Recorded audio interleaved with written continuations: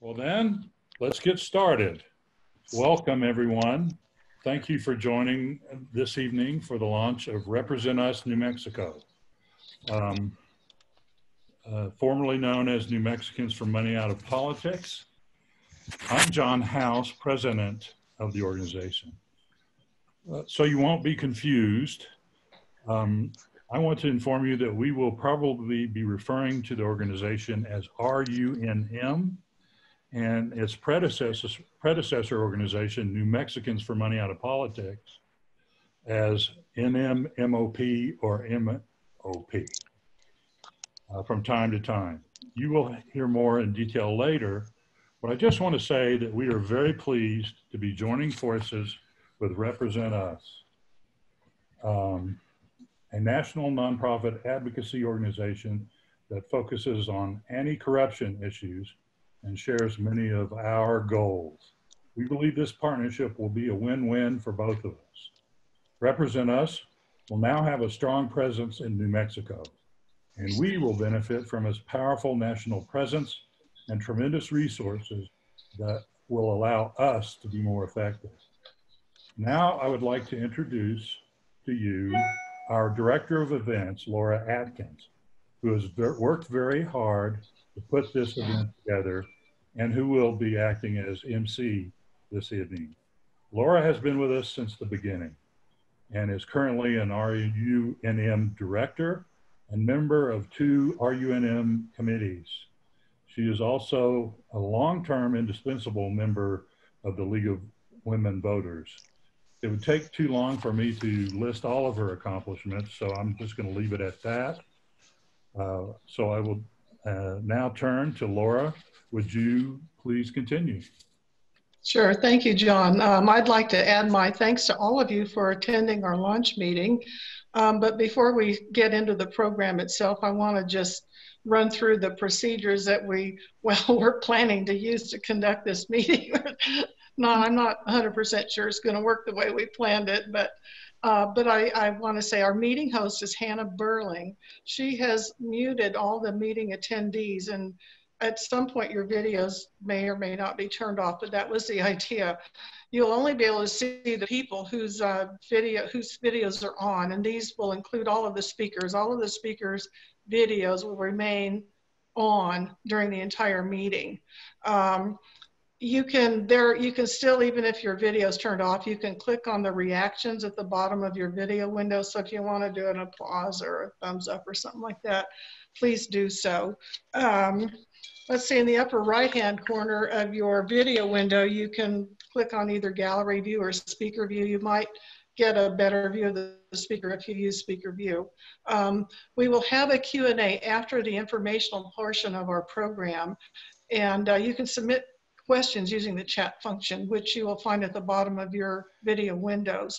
Questions will only be visible to Hannah Burling, but you may type a question at any time, but they will be answered after the main program is finished. Also, I want to let you know we're going to be showing a video as part of our program today, so please make sure your computer speakers are on. You won't want to miss the video. And now I have the pleasure to introduce Bruce Berlin. Bruce is the founder of our predecessor organization, New Mexicans for Money Out of Politics. He is also the author of the book, Breaking Big Money's Grip on America. Bruce will present a brief history of the group and why he started it. So Bruce, you're on. Uh-oh. Can't hear him. Bruce is muted. No, he's not. Well, he is. Oh, we can't hear him. Oh dear, sorry everybody. Sometimes we have technical difficulties. Since Bruce seems to be having an audio problem, perhaps I should go ahead and give his address. Yes, I think so. He is unmuted according to all the controls. Sorry, Bruce, we can't hear you, so I'm going to go ahead and give your history. Okay. Can you use Margaret's computer, maybe? I don't know. Anyway, I'll let John do it. We can't delay the meeting for technical difficulties anymore.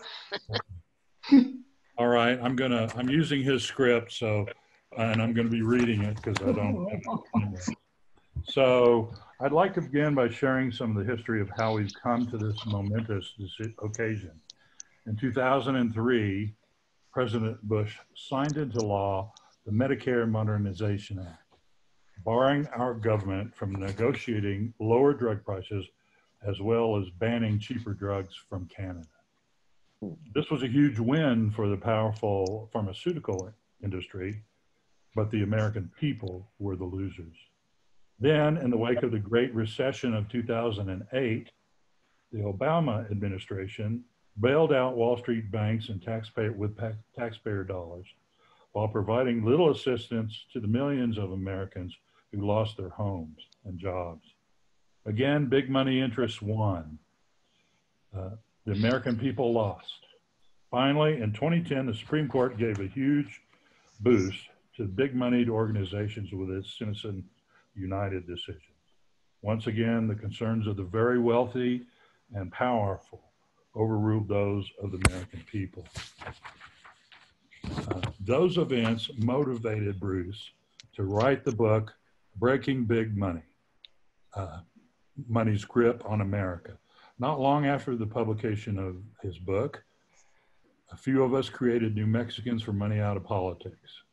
As a nonpartisan grassroots organization, MOP's founding mission was to remove the corrupting influence of money in politics and make the government work for all of the people, not just a few. On April 1, 2017, MOP held its first major public event. We provided a free training on the need for a 28th Amendment to overturn Citizens United. American Promise, a national organization whose mission is to advocate for such an amendment, conducted the training. It was attended by more than 80 people and was a great success. We formed a 28th Amendment committee which developed its own version of a constitutional amendment to reform campaign finance. And we also have an initiative to have candidates and elected officials sign a pledge indicating that they will use their office to push forth such a constitutional amendment. To date, 32 candidates and public officials in New Mexico have signed the pledge. Several of you are here tonight, including Maggie, Toulouse Oliver, and Mayor Allan Weber. Later in 2017, MOP became a New Mexico nonprofit corporation and also a 501c3 tax exempt organization. During the 2018 New Mexico legislative session, we worked alongside conservative organization Take Back Our Republic to support a resolution sponsored by Fix It America and thus New Mexico became the 20th state to adopt a resolution urging Congress to adopt an amendment to reform campaign finance. In April 2018, we organized a nonpartisan conference to build a grassroots coalition to revive our democracy.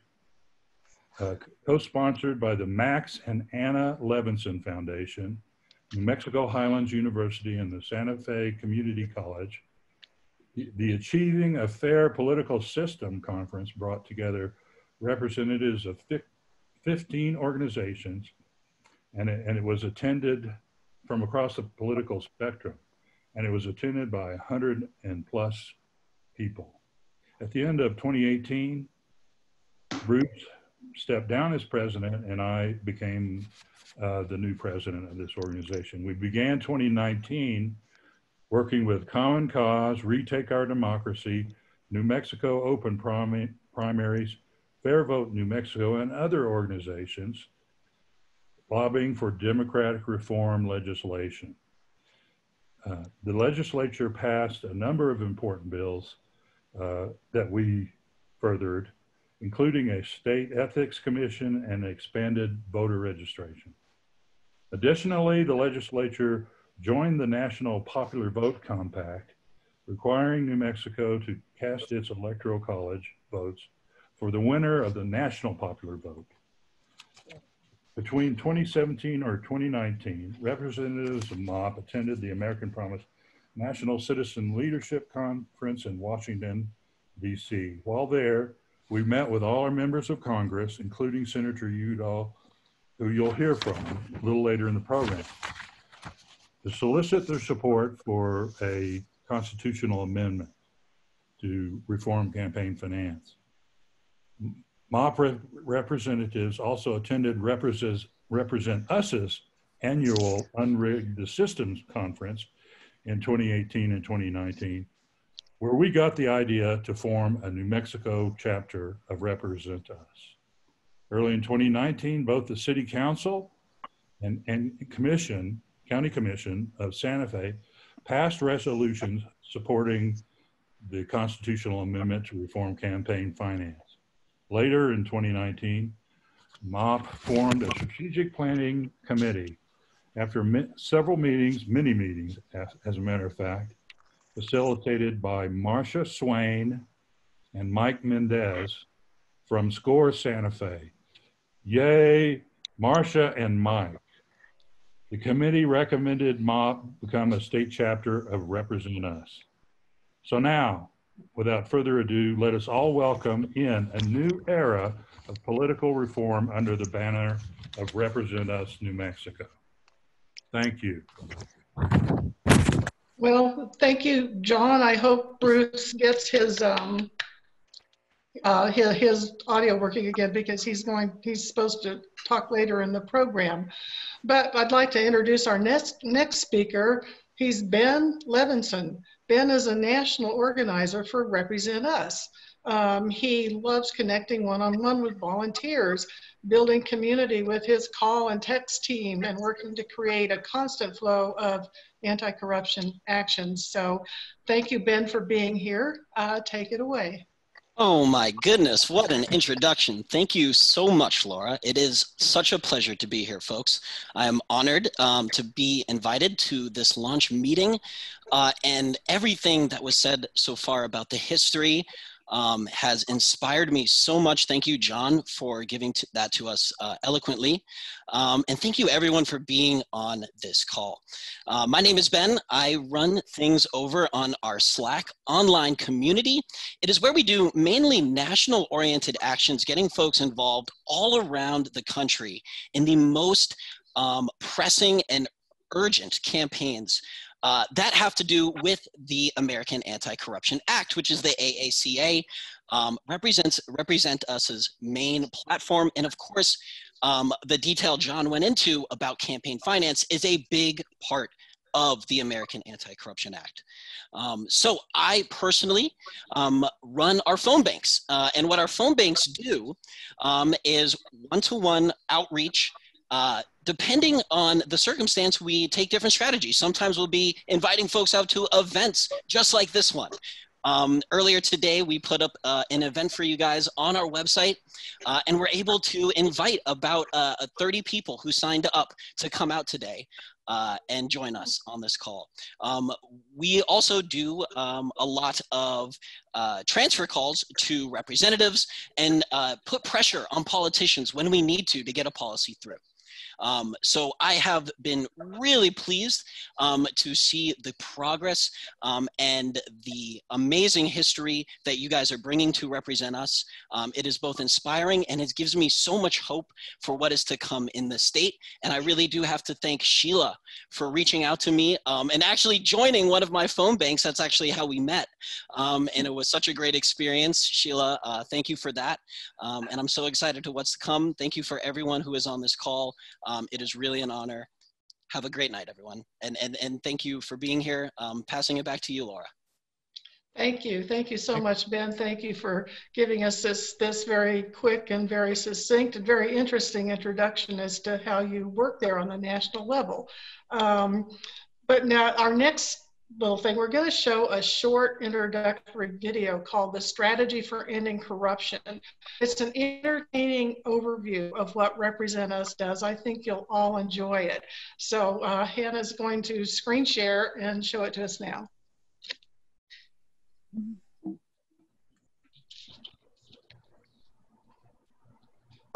Has a lot of problems. And wherever you are on the political spectrum, whatever problems you care about, I'll bet that you agree politicians are making things worse and not better. It's not surprising, really. A recent Princeton study found that average Americans have a near zero, statistically non-significant impact on public policy. We have so many problems to fix, but we have a near zero impact on our own government. How is that possible? Well, politicians spend up to 70% of their time fundraising. Lobbyists write our laws and then donate to those politicians. We have a two-party duopoly, even though most voters don't like either party, and gerrymandering has made 86% of U.S. House elections so uncompetitive that we already know which party will win before the election even starts. I could go on, but here's what matters. There is a vast ring of influence over our elected leaders, and you know who's not a part of it? You. The system actually is rigged against ordinary Americans. And it's why all the issues you care about are stuck. For more about the problem, watch this video. But for now, we're talking about how to fix things.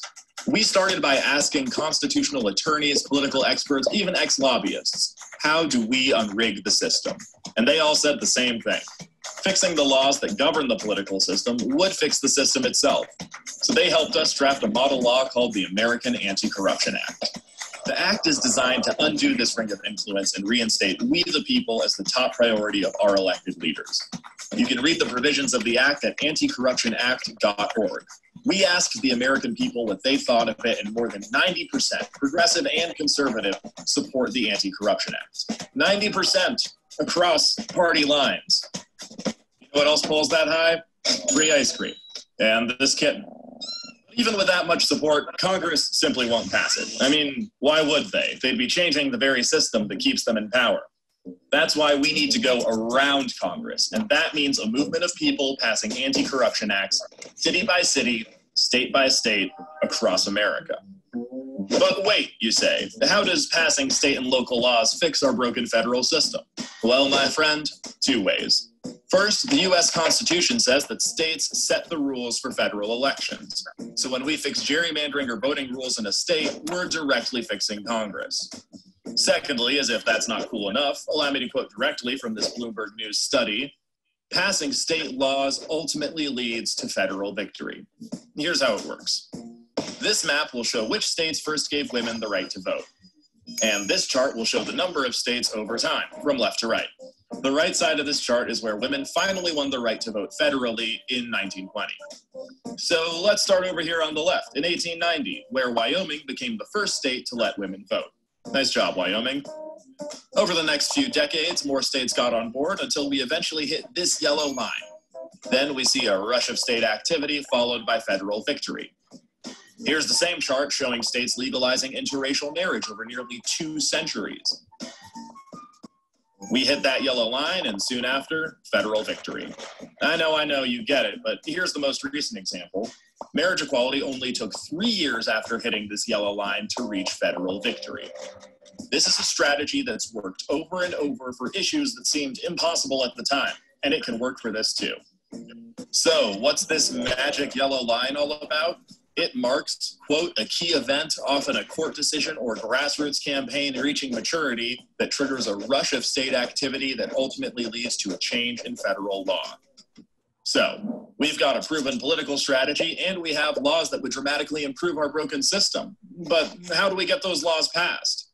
Well, that grassroots campaign reaching maturity, it's already happening right now.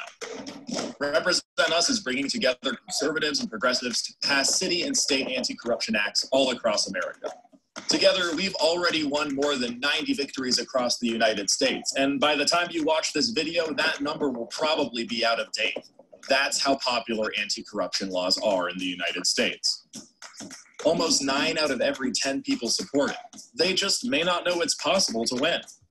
Our goal is to pass anti-corruption acts in a handful of states in 2018, more in 2020, and dozens by 2022. all in pursuit of that tipping point where a rush of state activity leads to a change in federal law. All right, so rewind. Now we have a law that can fix these problems. We have a strategy that's starting to work, and you're thinking to yourself, hey, can I help out? Absolutely. There are two ways you can help right now. The first is to volunteer with a local Represent Us chapter. Go to represent.us right now and find or start one near you. If you're not into that, you can support someone who is. Join the Commonwealth by making a monthly donation of any amount, and your money will go directly towards supporting volunteers on the front lines of this fight.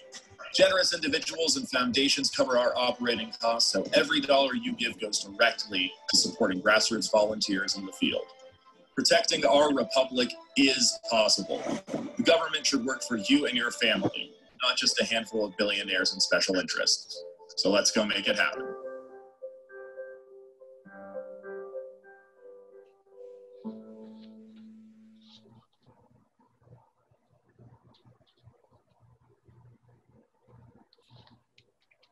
Okay.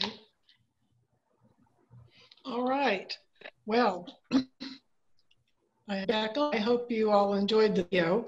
We're going to start with our guest panel. I have the great pleasure of introducing New Mexico's outstanding Secretary of State, Maggie Toulouse Oliver. She has been a tireless advocate for clean elections and voting rights in New Mexico through such initiatives as strengthening campaign finance disclosure rules in New Mexico.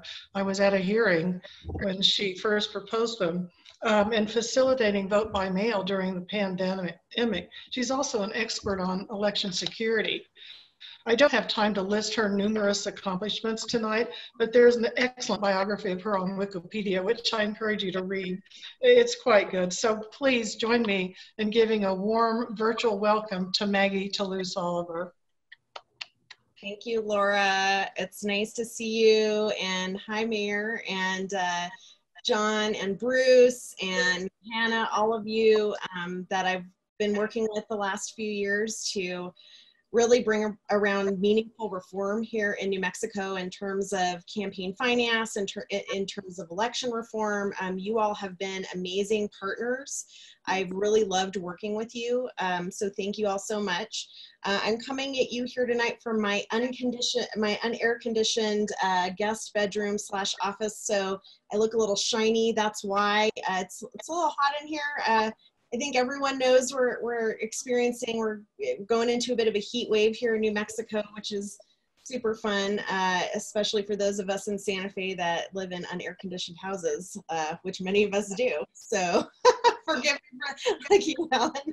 Forgive me for that. But let me just say first and foremost, I'm really pleased that if you hear noise in the background, it's my 10-year-old who's, really sick and tired of me being on meetings today.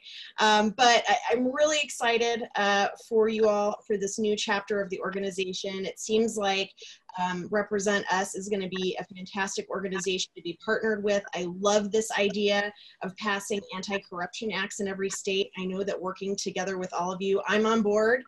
So I'm happy to help make this happen here in New Mexico. And hopefully we do get to that yellow line, that tipping point.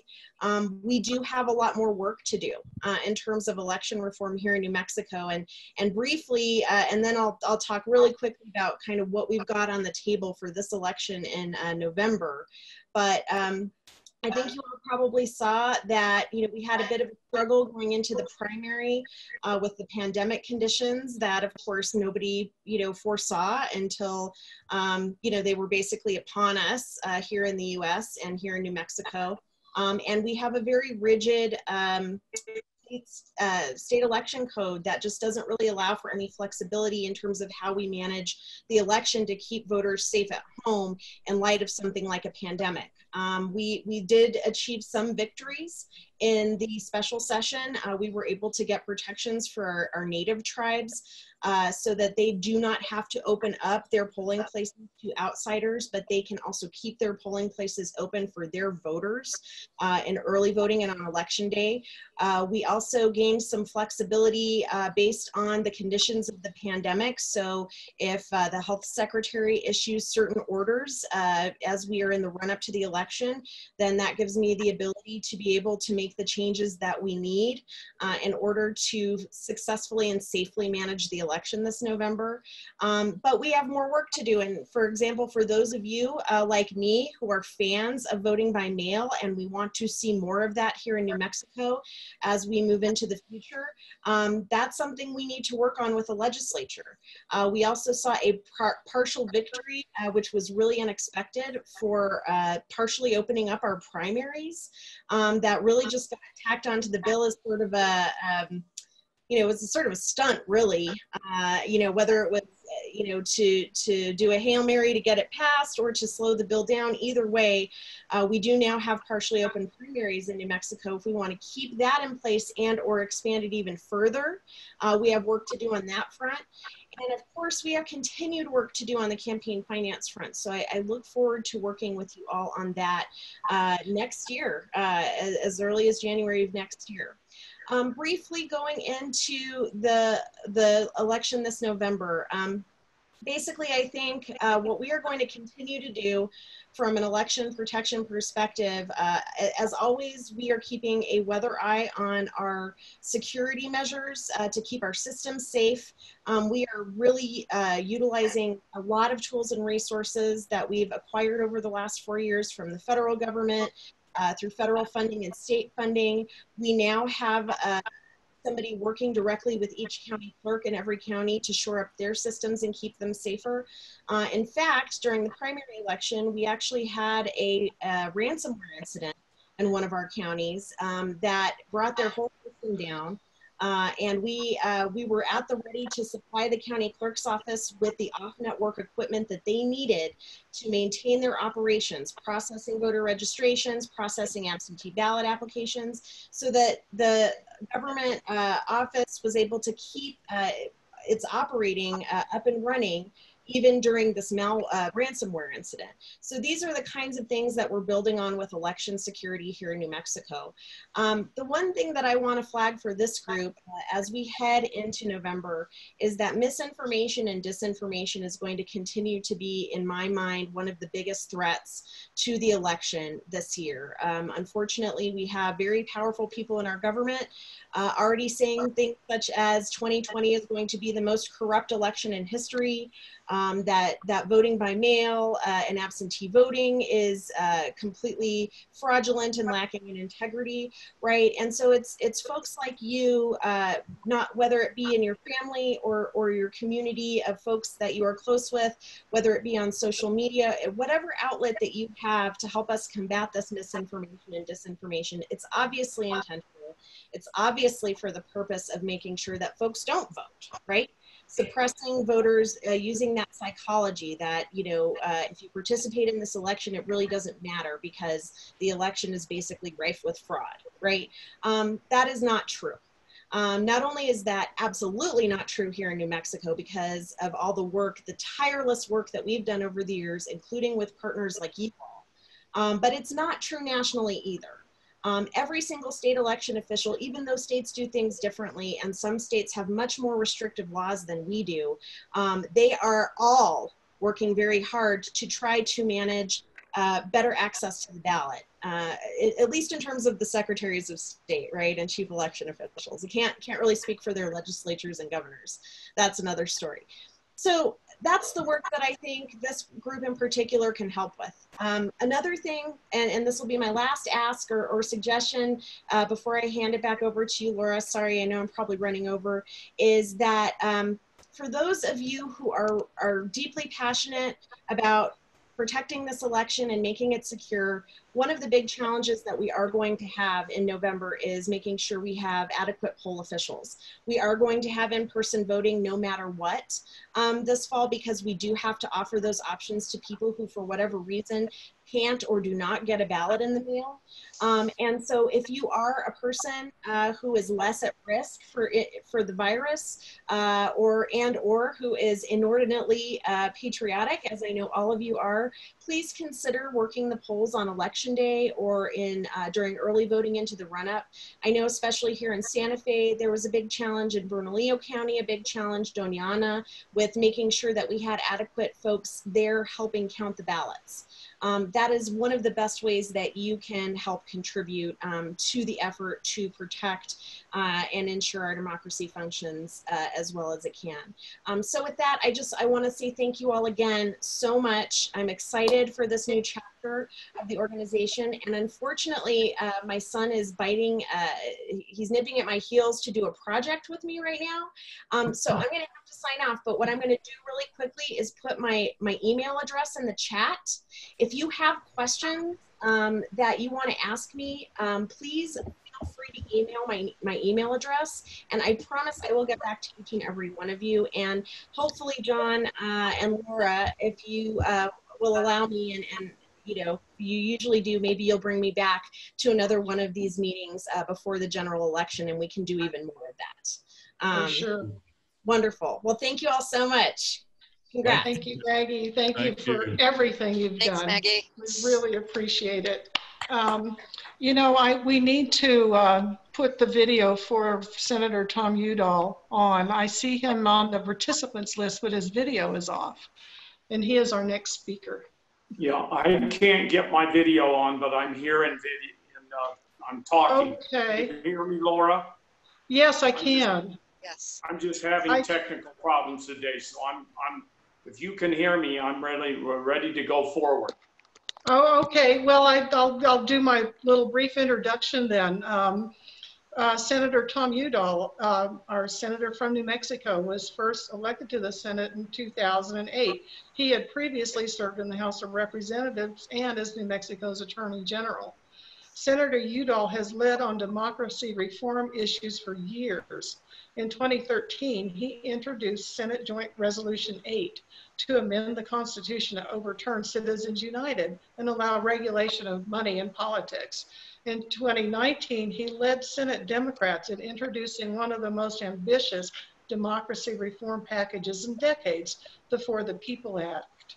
This companion to House Bill H.R. 1 would restore the promise of American democracy, a government of, for, and by the people. Please welcome one of our staunchest advocates for democracy in Washington, Senator Tom Udall. Laura, thank you so much for that very generous introduction, and hello to everyone. I'm honored to join today's launch of RepresentUS New Mexico. Congratulations. With folks at the helm like Bruce and John, you will be a force to be reckoned with. And I'm really pleased to join the Secretary of State, Maggie Toulouse Oliver, and Santa Fe Mayor Allan Weber today. They are two of our state's strongest voices for electoral reform. You know, for many years, I've been on the front lines in the battle for democracy reform in Congress. If voters don't have ready access to the ballot box, democracy can't work. If politicians skew voting districts and choose their own voters instead of the other way around, democracy isn't working. And if the super wealthy drown out the voices of everyday Americans, democracy has no chance of working. But this is exactly what we're facing. Voting is at the heart of our democracy.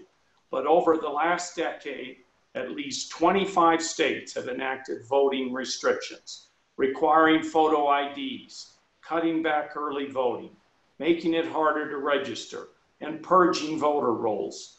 In the 2018 elections, we saw the consequences. In Georgia, they massively purged voter rolls, disproportionately affecting the Black community. In North Dakota, they required an ID with a physical address, which blocked Native Americans from voting. Native Americans who don't have physical addresses on reservations and must use P.O. boxes. It's no coincidence barriers to vote make it harder for people of color to vote, and that's by design. And it's no coincidence that these barriers have increased since the U.S. Supreme Court gutted the Voting Rights Act in its 2013 case, Shelby County versus Holder decision. Now we're seeing new voter suppression tactics. For example, states are closing polling places on Indian reservations as they expand voting by mail. For Native people in rural areas who don't have physical mailing addresses, voting by mail is hard. And closing polling places can mean voters must travel long distances, even hundreds of miles, to vote. Last week, I wrote to the Attorney General requesting that the Department of Justice take action to protect Native communities' right to vote. And I'm pleased that during New Mexico's recent special session, the legislature prohibited closing polling places on tribal lands without the written agreement of tribal governments, along with authorizing county clerks to mail out ballot applications to voters. While voters lack access to the ballot box, big corporations, the wealthy, and high-powered lobbyists have no trouble getting access to elected officials. Our broken campaign finance system makes sure of that. If we look at issues Americans care about most, affordable quality health care, climate action, gun safety measures, immigration reform, criminal justice reform, it's clear the American people are not being heard. Poll after poll shows overwhelming support for these policies, but year after year, Leader McConnell and his party do nothing. In fact, it's worse than do nothing. The president and his party are working hard to take away Americans' right to health care in the middle of a pandemic. And they're not listening to the groundswell from all over the country to end police brutality against people of color. They're just not listening to the American people, but they are listening to the 1%ers. Our democracy is in crisis and we must act. I'm leading the charge in the Senate on 2 major Democratic reform bills. The first is the For the People Act. This bill makes it easier to vote, shines a light on dark money, empowers small donors, and strengthens government ethics laws. Every Democratic senator is sponsoring For the People, and every Democrat in the House of Representatives is sponsoring the House version, H.R. 1. The second is my Democracy for All amendment. It starts the process to amend the U.S. Constitution to overturn Citizens United and other Supreme Court decisions that allowed unlimited campaign contributions to flood our elections. These reforms are critical to getting our democracy back on track, empowering voters, and making our elected leaders responsive to all Americans, not just the privileged few. Despite the odds, I'm optimistic we can make progress. And that's because of grassroots organizations like RepresentUS. In New Mexico, we had a record turnout this primary, despite the pandemic. On the ground work got done. And there's an awakening throughout the country. And I believe this awakening will move these needed democratic reforms over the finish line. RepresentUS is founded on that idea. If enough people at the grassroots level push and enough states pass democratic reform, the federal government will follow suit. We have a lot of work to do, but I will keep pushing as hard as I can to fix our democracy so that we realize our democratic ideals. Thank you, and back to Laura.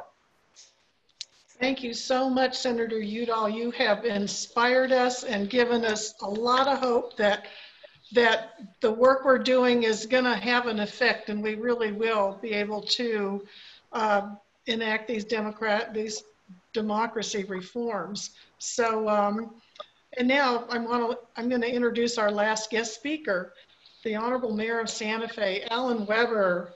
I first met Allan Weber at one of the early meetings of New Mexicans for Money Out of Politics, back when we were still small enough to meet in the Lafarge Library. Right. I will never forget his words of encouragement to the group and his support of our goals.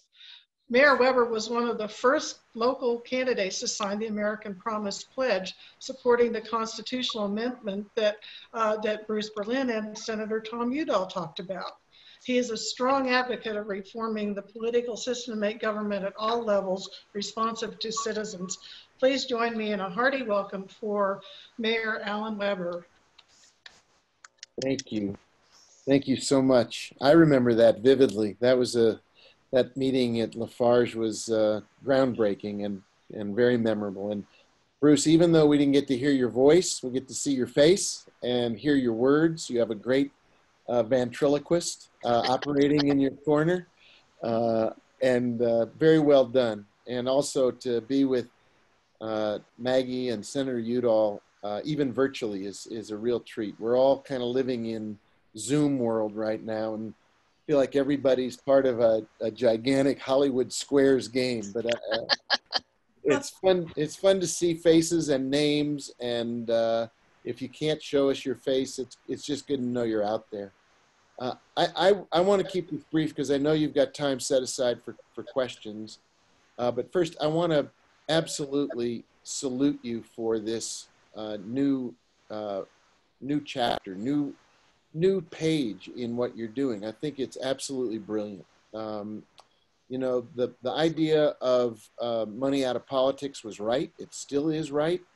But as you heard from both Senator Udall and from Maggie, the disease that we are fighting goes beyond just money in politics. I mean, the diagnosis originally was correct. Money in politics is a toxic force in our bloodstream, in our political bloodstream. But a few years later, now we realize that there's a much larger disease that we are trying to contend with that's taken over almost every part of our body politic. And it involves, as Maggie said, misinformation, disinformation, utilization of social media, from Facebook to Twitter to you name it, spreading lies and taking videos and clipping in faces that don't belong there. We are really up against something unprecedented in, I believe, our country's history, and that is undermining the fundamentals of democracy. We are one election away from losing the basic democratic principles that our country either will or won't continue to operate along. And yes, we've got serious problems. They're technical problems. They're issues that need to be corrected along the way. And money out of politics got that right. But now I'm looking at the Represent Us goals and going on to the Anti-Corruption Act website. And it is a really systemic reform that is at work here. I was delighted to see in the Anti-Corruption Act endorsing ranked choice voting, which we did here in Santa Fe in the mayor's election and worked brilliantly to take care of so many problems with the way elections are run, not only with regard to money, but with regard to the public's attention. We had 23 debates, 23 public meetings where all of the candidates for mayor were on stage together, and we didn't lose any attention because people were not only trying to decide who would be their first place vote, but second, third, fourth, and fifth. And that level of engagement transformed the mayor's election and really changed the way I came into office. So I can tell you that the components of a systemic reform for democratic policies, practices, and principles is at the heart of what we need locally, at the state level, and absolutely at the national level. The reforming of the group, I think, couldn't be more timely, couldn't be more well-founded and essential. From just looking at the Anti-Corruption Act with a quick overview, it touches on so many of the essential points that we all need to be working on. It is still money that pollutes the process, requires elected officials, particularly in Washington, to get elected and start dialing for dollars the next day, and entertaining lobbyists and being really unattentive to the business of government and getting things done and solving people's problems. I can tell you I've learned in my 2.5 years as mayor, which goes by real quick, I can tell you. I blinked and it's 2.5 years in. I went to a U.S. Conference of Mayors gathering, and a mayor who was older and wiser and more experienced than me said, somebody asked him what the job of a mayor is, and his answer was 5 words: find big problems, fix them. And that's what we want from people who are elected at all levels of government. Find big problems, fix them. But so much of the democratic process, the electoral process, the system absolutely mitigates against finding big problems and fixing them. So the biggest problem we need to fix right now is saving the democratic process, saving our democracy, making sure that the voice of the people is heard, making sure that the process works for everybody. It is clear that there are already forces at work that both Maggie and Senator Udall referenced to discourage voting, to downplay voting, to tell people it doesn't matter, all of which is the heart of the problem. It matters more than ever. This is the film, which was brilliant, talked about reaching a tipping point for change. We're at a tipping point for saving our democracy. So everything you're talking about tonight, everything you're doing, it's not just renaming, it's rededicating all of ourselves to the list of goals that is on your new agenda. So count me in. I believe thoroughly not only in what you're doing, but in how essential it is that we come together and do it right now. This is the moment, this is the time, and we're the folks who've got to get it done. So thank you for letting me join you. I'll meet you over at one of the libraries one of these days. Maybe we'll be on the South Side next time when we can all be together physically. But until then, let's all do it virtually and essentially and vigorously and for the salvation of our country, because that's what's at stake. Appreciate you all. Thank you. Thank you so much, Mayor Weber. You always are so encouraging and so upbeat and so positive about everything, and it's very inspiring. So thank you again. And now we have, you know, the last part of our program is I'm going to turn it back over to John House. He's our esteemed president of Represent Us New Mexico, and he's just going to talk briefly about the mission, vision, and goals of the organization. And this is something we worked on for quite a long time with the people with SCORE that John mentioned, Marcia Swain and Mike Mendez. They were enormously helpful. So here it goes.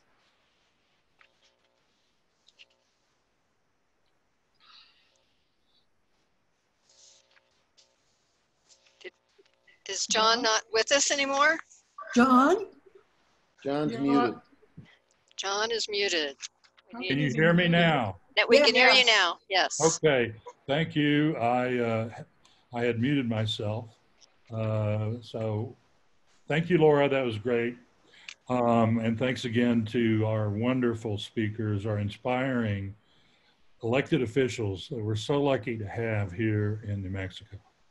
So in the process of the strategic planning that we talked about earlier, we took a good hard look at ourselves and at the country, and we decided, you know, to rethink ourselves and see how we can best help our democracy. So we re-envisioned our mission, our goals, and what we wanted to happen as a result of our work. So I just want to go over what our mission, vision, and goals are with you tonight. Our mission is to promote ethical government that adheres to the Constitution, respects the rule of law, and serves the public good, not the good of just a few wealthy few. Our vision is a well-informed, engaged citizenry and a government that truly represents and serves the best interests of all the people. Our goals, we've spoken tonight about the importance of passing an amendment to the U.S. Constitution that established the government's authority to impose reasonable limits on campaign contributions and expenditures, and to require full disclosure and transparency. We want to enact lobbying reform at the federal, state, and local levels so that all of us are fairly represented, and so that the revolving door between government and big corporations is closed. We want to eliminate the rigging or gerrymandering of congressional and state representative districts so that every citizen is fairly and equally represented in Congress and our state legislatures. We want to protect and enhance the right and ability to vote and ensure that every citizen's vote counts equally. We hope we can help our great Secretary of State, Maggie Toulouse Oliver, to do that this year before this election. And then finally, we want to establish public financing for all federal, state, and local elections. The more public financing regimes that we have, more people, more normal, unwealthy people can run for office and not have to be beholden to wealthy individuals and corporations. And in light of all that, I just want to add that we support other democratic reforms that coincide with those goals, such as ranked choice voting, and the national popular vote, and open primaries. So now, if we can get Bruce up and running again, I will turn it over to him to talk about how we do our work and how we're going to fix it. So Hannah, can we get Bruce on? Bruce, according to my controls, is unmuted. Bruce, is your volume all the way up on your computer? Oh, man. Ask if he hears us. Tell him to give us a thumbs up if he hears us. Can you hear us? He can hear us, but we can't hear him. Bruce, Right. did you unmute at your end? Because sometimes you have to be unmuted both from the master and from the individual computer. If you Bruce, can you get on Margaret's computer? Well, we should just proceed. And Well, this is such a shame. I know it is a shame. It's such a shame because Bruce has worked very hard. I mean, you know, for this organization, for our city and our state, and you know, he's one of the guiding lights of this organization. And it's a terrible shame that we don't get to hear from him tonight. But I'm going to go ahead and proceed with his script for the next portion, which is to tell you, you know, how we do. Yes. Yeah. Yes, we do. Okay. All right, Bruce. Thanks. Can't Where see. are you? He's on Margaret's page. So Yes. Let me get there. You can. There he is. Okay. All right, take it away, Bruce. But you can't see me. Yes, we can. We can. We can see you. We just see you as Margaret. Turn the volume up or speak louder. The volume is up. Can you hear me? Okay. Yes, that's good. Go. I'm not a techie, you can tell that. Okay, so thank you, John. And now that you've heard about the mission and the vision and goals that we have, how do we achieve them? First and foremost, we need you to participate. We need to build a large and strong team of volunteers, supporters, and directors. And if you're interested in joining our team and helping us lead the way to real political reform, please go to our website, nmmop.org. We have not yet switched over to the new website that we're building for Represent Us New Mexico. And click on the Contact Us button, and one of us will get back to you with how you can get involved. Now, there are three major strategies we're utilizing to achieve our mission and our vision and our goals. First is to raise public awareness. That includes elected officials and policyholders and opinion leaders about the undemocratic, detrimental effects of the pervasive corruption in our political systems. And we will accomplish this strategic goal by educating the public about our vision, our mission, and our framework and how to achieve those goals. Education is a very important part of our process, and we want to educate all New Mexicans about the detrimental effects of corruption, what they can do about it, and the benefits of fair and ethical government. We also want to educate the public about the need for a campaign finance amendment, which we've already talked about. And we want to create a network of partners to implement these strategies and achieve our goals. Our second strategy is to fix our broken political system by achieving the 6 goals that John just enumerated a few minutes ago, in order to secure equal access to and representation for all Americans at all levels of government. And we will accomplish this strategy, or through this strategy, by developing expertise and systems to effectively deliver our message to stakeholders, legislators, opinion leaders at the federal, state, and local levels. We also will be attending governmental hearings and meetings at all levels to support legislation and regulations that eliminate corruption and promote ethical government. And we will build a strong organizational structure and infrastructure and develop and implement a diversified development plan. And finally, our third strategy is to pass the campaign finance amendment that we've talked about to overturn the Supreme Court's Citizens United decision. And we'll do this by persuading local and state candidates and elected officials to sign the American Promise Pledge, which you heard about earlier, and also to lobby Congress to pass a campaign finance amendment to the U.S. Constitution that establishes the government's authority to impose reasonable limits on campaign contributions, as well as spending, and to require full disclosure and transparency. So yes, it's a huge task, big undertaking, but if we all pitch in together and work together, I believe we can achieve these goals. Now, here's Sheila Burns, a member of our board of directors, to tell you about some of the resources that we will be using to implement these strategies and to achieve our goals. Sheila, take it away. Thank you, Bruce. And for those of you who've been members of New Mexico MOP, our previous resources are still in place, and they're still under the name newmexicomop.org for our website, and in Facebook, we're also still named New Mexico MOP, or New Mexicans for Money Out of Politics. We have a quarterly newsletter that is sent out that updates everyone about what has been happening and what's about to happen.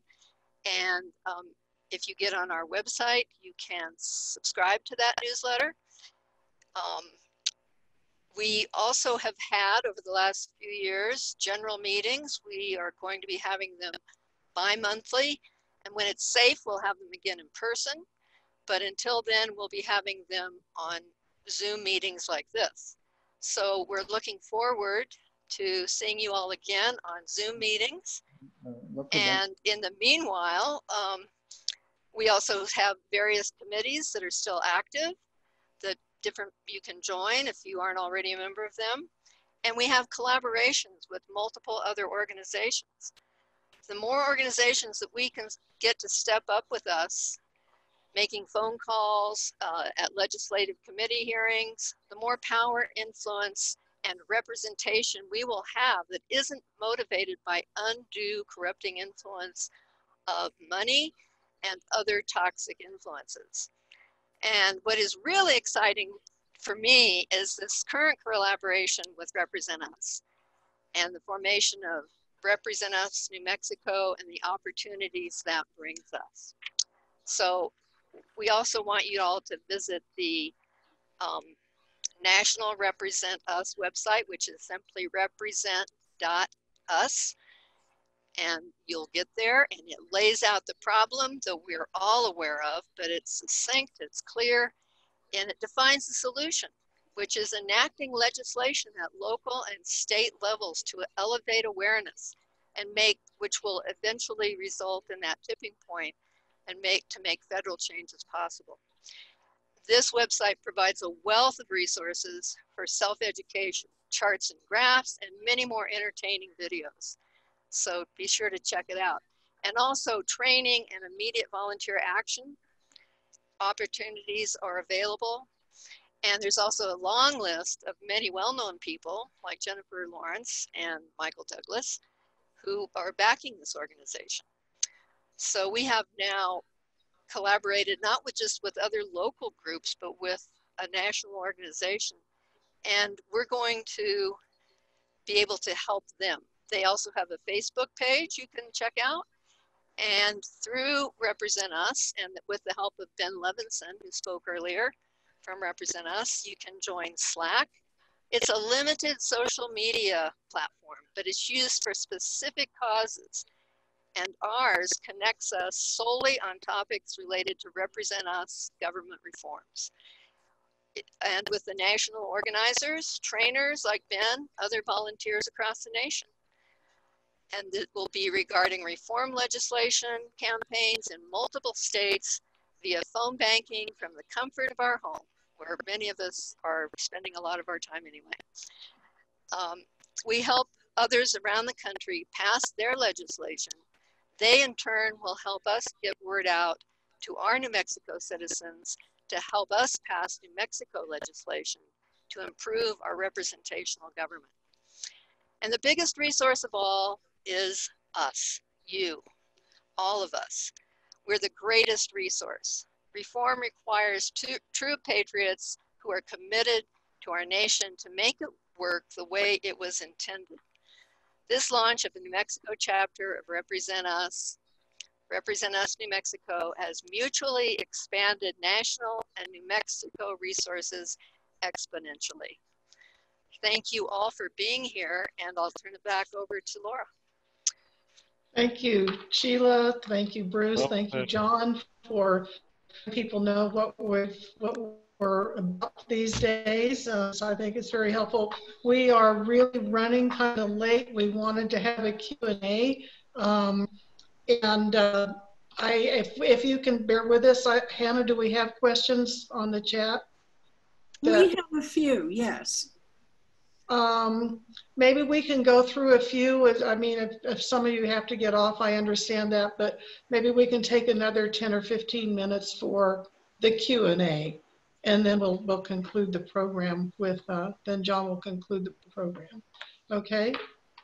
Does that sound all right to everybody? I mean, I know I can't see most of you, so I'm just gonna have to assume if you don't leave, you're okay with it.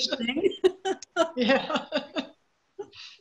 Okay, here's one. What is RUNM doing about gerrymandering? I can address that. As you see, I am now at the Valles Caldera, and speaking to you from there. Well, as a matter of fact, right now, Represent Us New Mexico is part of a 19-member organization coalition of various groups, including League of Women Voters, the Common Cause New Mexico, and Fair Districts New Mexico. We are working to try to get our representatives in the legislature to create or pass some new criteria for establishing voting districts. Now, some of these criteria are being used in other states. They have been put together by Brennan Center for Justice, by the National Council of Legislatures and scholars and government agencies. And the main thing they do is make them, of course, more representative, but get the politics out of it, so that the voters get to choose their elected officials rather than the elected officials choosing their voters. So we're working hard on that right now. We've been writing letters to the editors and op-eds. We had one in last Friday's Albuquerque Journal talking about this exact issue. So that's what we're doing right now to get rid of gerrymandering and its negative effects on our political system. Thank you. Then we have, under the Anti-Corruption Act, what's the definition of a lobbyist, and what does that mean for unions making donations and corporations making direct donations, not through lobbyists? Maybe Ben could answer this one, since he's working on that in many states. Here, let me ask Ben to unmute himself. Oh my, that is a tough question. And to be honest, folks, I am no policy expert at all, really more of an organizer. But my understanding is that when campaign finance is enacted, that it will curtail the amount that unions are able to have in a financial way. Within politics. That is my understanding of it. But again, not a policy expert here. So take it with a grain of salt, folks. That is my best understanding, and maybe Mayor Weber would know maybe more than I would have to say. I think John's hand's up right now. He's got the answer. Well, I'll give you an answer anyway. A lobbyist is primarily someone who gets paid to curry the favor and interests of another party, be it a wealthy individual or a corporation, to elected officials to influence them. And we know that that's a big problem, that there's lots of money that is given to, of course, during campaigns, but even after campaigns. And there's no doubt about it that it influences our elected officials. So we simply have to enact legislation that this time around, you know, we don't need a constitutional amendment to do it. States and federal government can do it without an amendment, but we need to limit the amount of money, or even, you know, get rid of the amount, prohibit the giving of money by lobbyists to elected officials.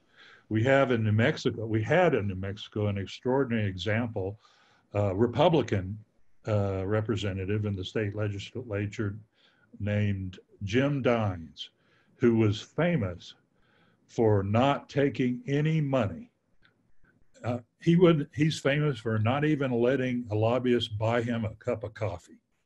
So, and he was a moving force in what resulted in the ethics, the constitutional amendment to establish an ethics commission, and the later legislation that has put it together. So we finally have an ethics commission in New Mexico. And the other part of the question or the issue is, we've got to stop the revolving door between, you know, administrative officials and legislatures in government, and, you know, leaving government and going to work for large corporations and getting huge salaries, and the vice versa of that, you know, big corporate CEOs and officers going into the government to influence how the government deals with their industries from the inside. So I hope that was helpful. Then what do you mean by enhance and protect the right and ability to vote? Well, God, does anybody else want to answer that first? Mayor Weber, Patrick, Bruce, do you want to run to another computer? I wish Maggie were still with us, because this is something she is so passionate about and she's an expert on. And we've all seen it over the last, I don't know how many years, when hanging chads end up deciding who becomes the president, and voter efforts to discourage voters, and, as Senator Udall said, close down voting opportunities for people. You know, it seems as if some very dark forces have figured out that the best way to win an election isn't to get the most votes, it's to prevent the other guy from getting the votes that they ought to be able to garner in an election that is fair and clean and honest. And so I think I kind of think about it as if you don't protect the sanctity of the vote, pretty much nothing else matters. That's like principle number one. And we're seeing it eroded in so many different ways, whether it's through technology or, as Senator Udall said, erasing people from the rolls, requiring people to show up with driver's licenses with photos on them, sending people to the wrong polling place. There are so many ways you can mess with the right and the sanctity of the vote. And people are becoming more and more sophisticated in the national scheme, certainly, about ways to make that a part of your electoral strategy. And so I think job one is making sure everybody's vote is not only counted, but they're allowed to cast it in a way that doesn't discriminate it on the basis of color or geography or race or gender or any other of the ways that we're seeing the game being tilted against fair, equal, and open electoral processes. Thank you, Mayor Weber. Laura, we are now at 6:45 p.m. Yeah. So we're going to ask that if there were more questions, you email them to us at our website, which is still nmmop.org. Mm-hmm. Yeah, the actual email address, I think, is info@nmmop.org. That's the actual email address. So, but it's on the website. So please, if you have a question and you contact us on the website, we will answer it muy pronto. We'll do our best to do that. So I think we're going to have to, John wanted to make a few closing remarks, and then we're going to end the meeting. Again, thank you all. I certainly was happy to see such a big turnout here. So John, I'm going to turn it over to you, and I'm finished talking. Okay, thank you, Laura. I want to thank our splendid New Mexico elected officials that were here tonight to speak with us. Senator Udall, Secretary of State Maggie Toulouse Oliver, and Mayor Allan Weber. I also want to thank Ben Levinson for joining us and for his great opening remarks. Finally, I want to thank our wonderful RUNM volunteers and board members, our host tonight, Hannah Burling, speakers Sheila Burns and Bruce Berlin, and of course, our Director of Events and MC for the evening, Laura Atkins. I hope you would give them all some virtual applause. I really hope that all of you will take away something useful and inspiring out of this evening. As you know, our democracy is in great peril. The framers feared it. When they formed our republic, they knew from history how rare and fragile a form of government it is. If we want it to survive, we are going to have to work to fix it. It won't fix itself. RUNM is dedicated to 6 different areas of democracy reform. If you decide you want to work on one or more of them, please let us know and we will help you. Just write to our website address, info@nmmop.org, or you can write to me personally at jhouse@nmmop.org. One more thing, at RUNM, we firmly believe that there can be no democracy where there persists racial and social injustice and abuse of individual rights by the government. We've seen too much of that lately. We are at another critical time in history, a tipping point when we can make real change. Remember what it takes, though. Remember what it took to get the right for women to vote in the early 20th century, to get civil rights changes in the 1960s, and to end the Vietnam War in the 70s. We must petition our government officials. We must let them know that we demand changes to law that brings justice, fairness, and equality and equal treatment. We must not lose hope faith, or enthusiasm. We can't let this moment get away from us. If we do, we the people will lose. Please come join us and we will carry on this fight together. Good night, everyone. Thank you for joining. We hope to see you at our next general meeting. Please be safe.